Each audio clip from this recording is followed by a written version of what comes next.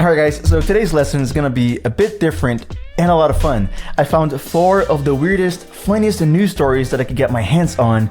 And so me and my producers in the studio, we reacted to these clips, and in the process I analyzed all the useful vocabulary that I could see. And so by the end of this lesson, you have learned more than 30 words and expressions that you can use in everyday life with these funny news stories. Let's get into it. So I have with me here in the studio my producers who are going to be reacting to these funny news stories with me. And I want to get started already with the very first one that I brought. Let's watch it. Welcome back, 454. Some foul-mouthed parrots at a British zoo are in big trouble for swearing at guests. 5 African gray parrots were donated, now get this, from separate owners, but they were donated to the Lincolnshire Wildlife Park within the same week. Well, the birds had to be quarantined together. You know how parrots are, they start talking, and soon they were cussing at each other. Then they put them on display, and they cussed at the visitors, who then started swearing back at the parrots. Why would you? The zoo removed the parrots from public view, put them back in quarantine apparently, so the children wouldn't hear all of it. So the children wouldn't hear it from their. Okay, staff are hoping the birds' language will get more family friendly now that they're separated. I have so until they many, get back together again. I have so many questions. Oh my gosh. Right out of the gate, we see that there is a theme here of bad language, you could say, right? Or swearing. So in the beginning of the clip, let's check that out again. Some foul-mouthed parrots at a British zoo are in big trouble. There you go. So foul-mouthed birds, foul-mouthed parrots. That's foul-mouthed is an adjective that you can use to describe somebody who uses a lot of swear words, right? Or curse words, or bad words. These are all synonyms. Like the F word, let me say it, like a fuck, like I know that these parrots, I read another story that they would tell the guests like to fuck off, like to that's very rude, and that's one example of a bad word. They're going to quarantine you if you keep saying those words. Put you with the parrot. Exactly. So you could say also another adjective would be potty mouth. Right? If you, it's more informal. Maybe what a kid would say, that you have a potty mouth, or have a mouth like a sailor. Why is that? Why a sailor? Yeah, because sailors have that reputation, I would say, right? Sailors are people who work on the sea in boats, ships. And there's a play on words here with the word foul. That foul language, which is like bad language, it kind of plays on the word fowl, like F-O-W-L, which means birds. So foul language, foul. So what's also funny is that they put up a sign next to the birds, to the parrot's cage in the zoo, that I want to read it here. It's really funny storytelling. They really made a nice effort to explain to people why they're keeping these parrots there. Check it out. So the title reads, "The Infamous Swearing Parrots." For your information, every swear word can be heard in this aviary, so please be aware if you have people with you of a sensitive nature. So back in September 2020, a group of 5 African greys arrived at the park, donated from various locations around the UK. There wasn't anything unusual in that, we thought, as we take in parrots all year round, and African greys are by far the most common. However, while in the first stage of quarantine, our staff noticed something a little unusual. We are used to the odd parrot arriving with a few choice words in their vocabulary, but this was different. All 5 had their own repertoire of blue language, and within a very short time, it sounded like an old men's working club in that room, as they all let out variations of foul language, followed by laughs again by the parrots. So this is nice because we see more related language here, more related vocabulary to cursing, right? How about blue language? It's the same thing. Or old men's working club. So it's like I said, to have a mouth like a sailor, similar thing. I think just a reputation that an old man's working club would have. The infamous swearing parrots sounds like the name of a band. I mean, there are 5. In the picture, there are 5. There are 5, yeah, and they have names and everything. So anyway, the word infamous is also a nice one. So infamous is like when you're famous for something bad. It's like having a bad reputation, and being famous for that, you are infamous. So anyway, let's move on to the next story here. Now, this just in, police officers in Lancaster, Pennsylvania, were asking people to be on the lookout for a man who robbed a store. And I think we do have his description. Can we take that? Let's take his description.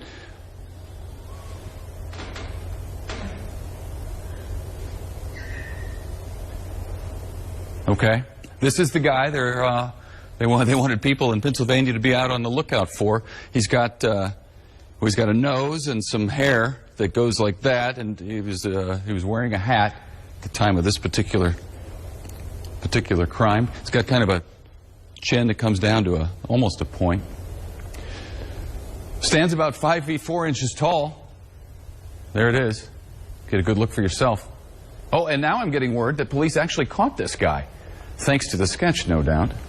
So here's a picture of the real guy next to the sketch that led to his arrest. Where's the pointy chin? It's uncanny, Lisa.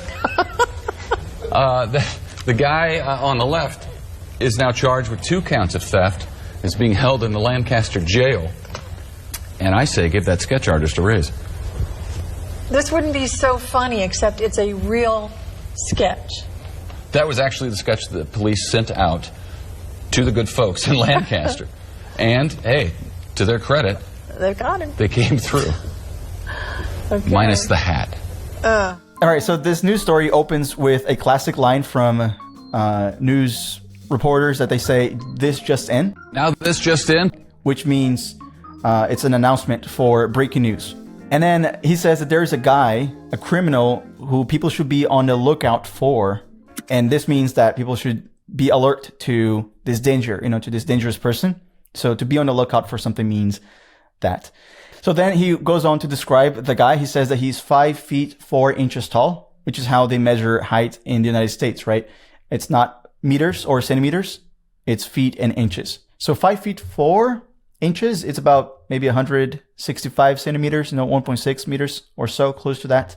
But it's really hard to translate that in your mind. Same thing with kilograms versus pounds, right? They use pounds in the US. I think that's really confusing, right? Because I'm always looking for that on the internet. Like ounces is also another thing. Like I don't know how to measure. Yeah, So ounces. measurements and stuff like that. It's one of those things that's just hard to translate, right? Yeah, so I'm always like I forget. You just said it is like what, like 1 point something centimeters. So I always forget about that. That's why. Temperature, yeah. There you go, temperature.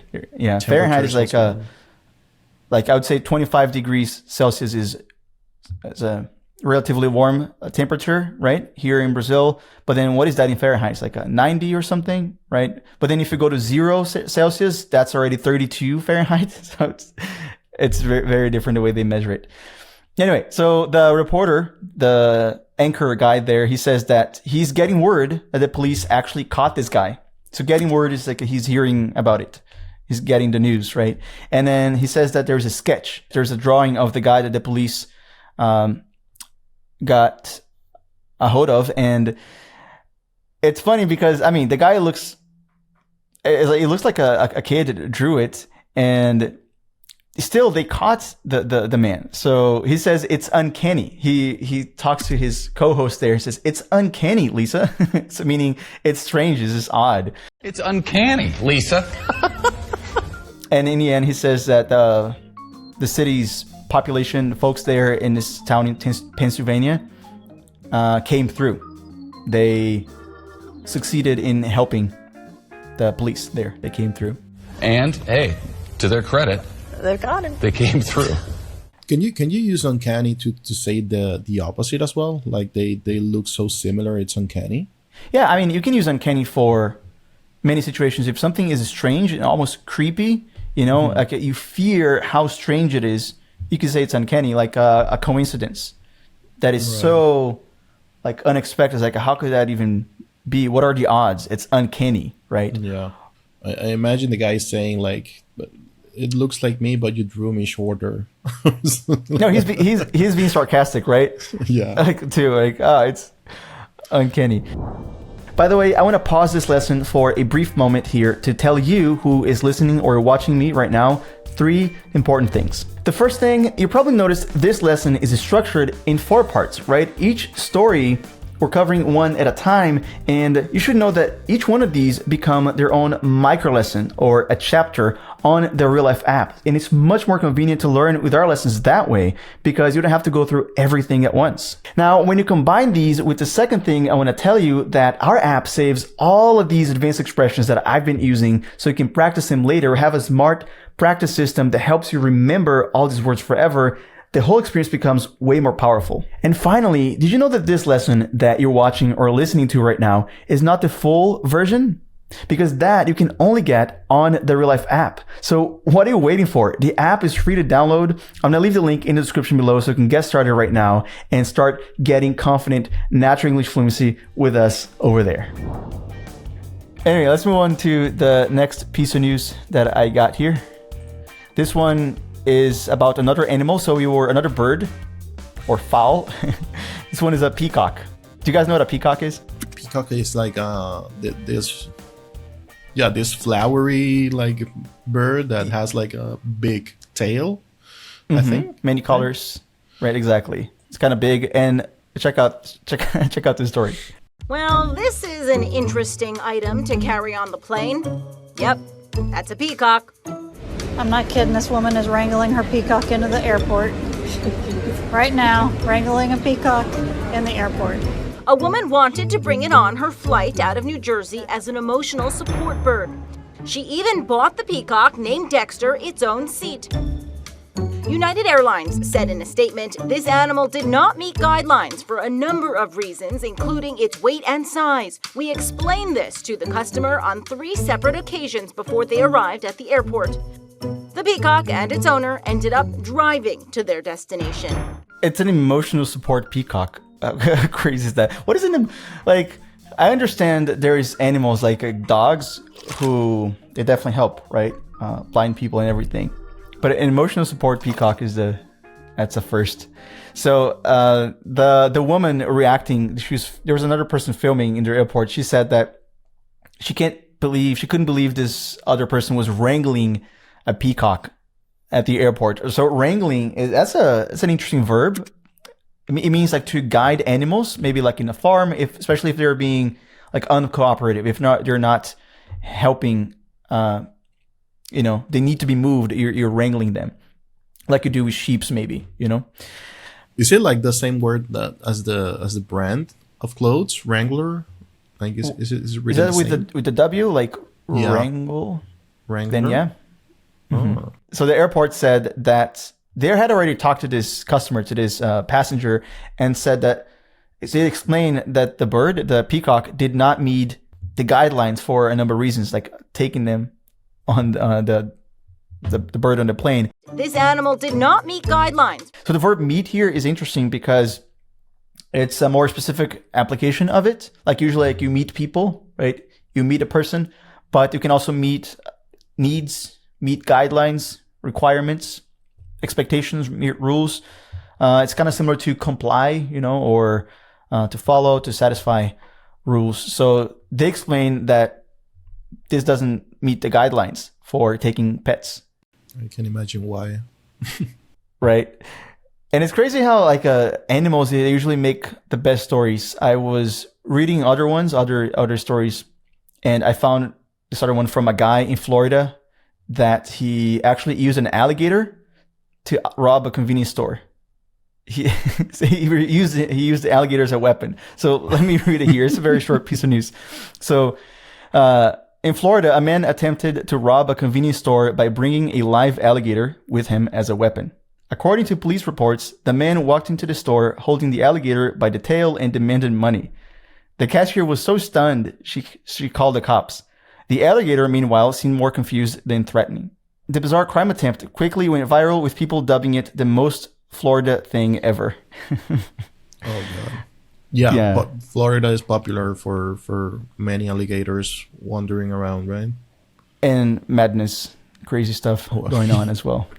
That makes sense. The funny thing is that the peacock looked really chill. Like he he seemed to be the emotional support pet of this woman, but they didn't understand the story. So I think that the fault is on the airline.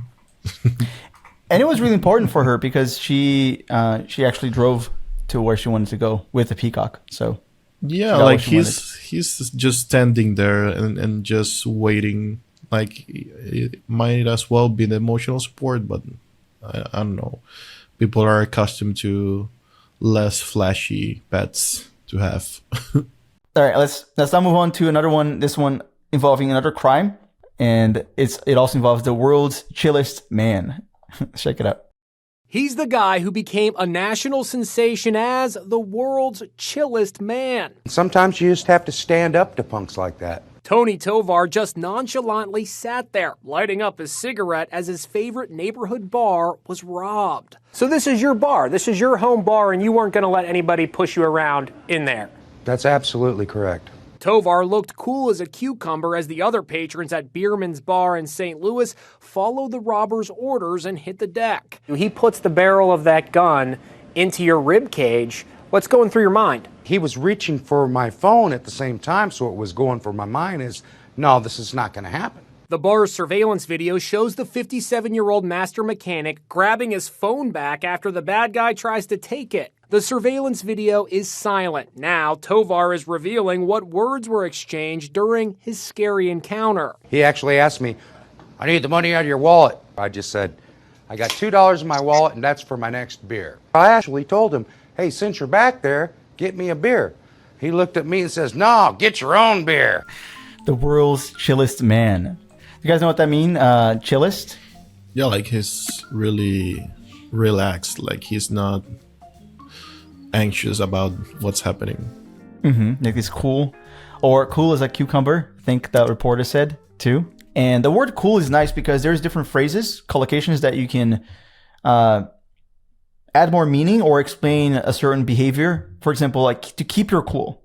So to keep your cool is when something could be disturbing you, it could be stressing you out, but you are making that effort to remain calm, so you're keeping your cool. You can also lose your cool, which is the opposite, or you can play it cool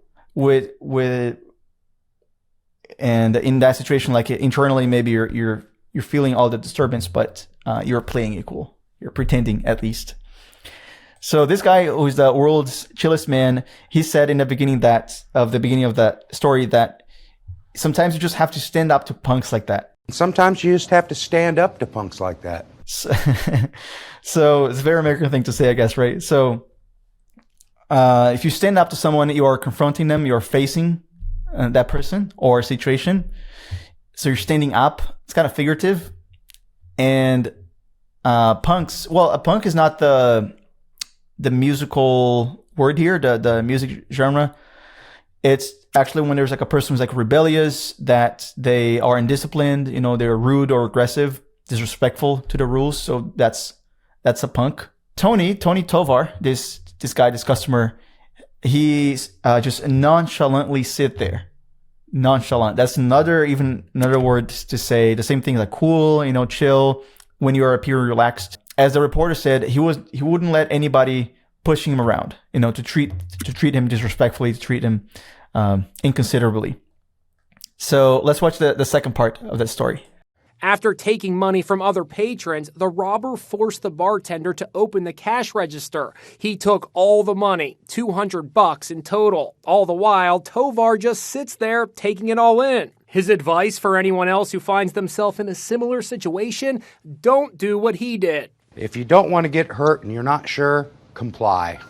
Comply, yeah, there you go. We already looked at that, right? So like meet the rules, like comply, follow the rules, or follow what the robber is telling you to do. So yeah, they're watching all of this through a surveillance camera. And surveillance, by the way, means when it's related to watching a place or a person, right? For security reasons, or just to to see what they're doing. And the robber, he forced the bartender to open the cash register. So a cash register is this place this object where you can store all the money, all the cash in a store, for example, right? Or a bar in this case. Yeah, such a weird story. Like I remember being in situations of robbery, or I've gotten mugged a few times in my life. Here in Brazil, you know, some places are more dangerous than others. And I would never do something like this. But, you know, this guy was courageous enough or crazy enough to do it. So anyway, I'm talking here with Humbert and T. They're our producers in these lessons. And Humbert is actually somebody who I've had some podcast conversations with months ago. And we recorded those. Do you remember those, Humbert? And we never really published them because I guess they were, I don't know if they were publishable material, but they were really nice conversations about Lord of the Rings. Video games, exactly. Humbert actually got mentioned in another lesson that we did previously, all about video games, learning English with video games. And now this is a time when people get to see you and meet you for the first time. So first of all, introduce yourself. Humbert, let me just say that Humbert is one of our video producers here.